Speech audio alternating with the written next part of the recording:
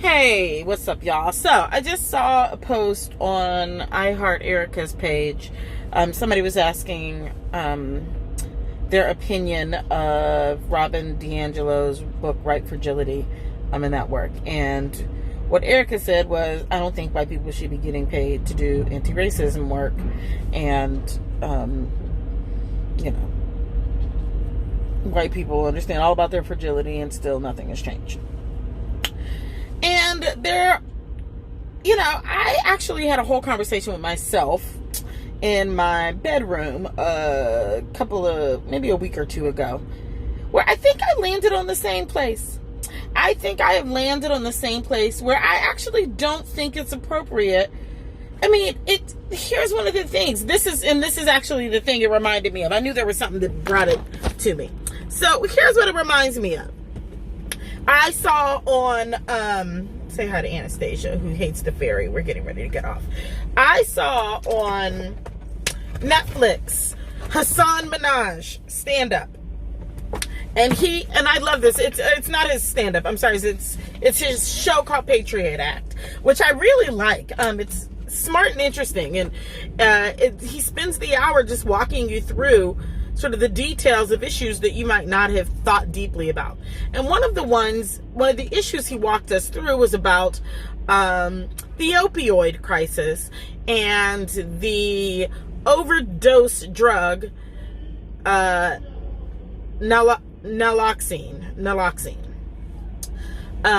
And naloxone, literally stops opioid deaths by counteracting overdose.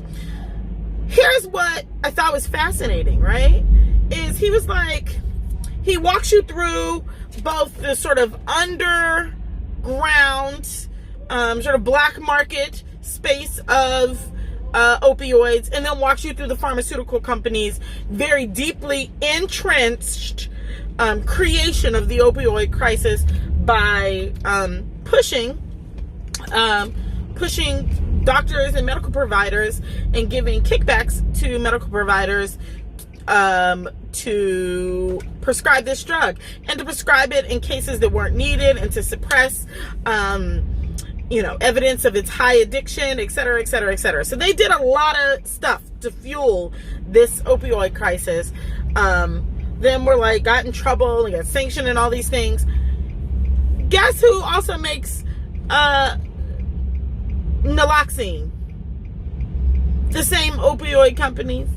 So the company that created the crisis then and profited off of it also created the remedy to profit off of it. That is exactly how I feel about white people making money off of anti-racism work.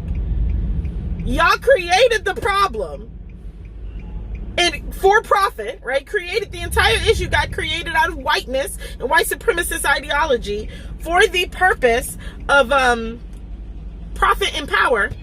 And then once the world got fed up and couldn't take it anymore and everything almost self-destructed, then white people like Tim Wise got in the game like, oh, I can make a whole lot of money, be all up on TV, engage all the same sort of power and profit just from doing this end of it, from now talking about how I'm serving the solution. I think that's problematic. I do. I think that ideally, white people should be doing nothing but free. I think white people should be dealing with white supremacy like a 12-step program. We need a whiteness anonymous. Y'all need to figure out what your big book is. And y'all need to go to free meetings and you need to hold space and pass a hat. Robin DiAngelo should be passing a hat.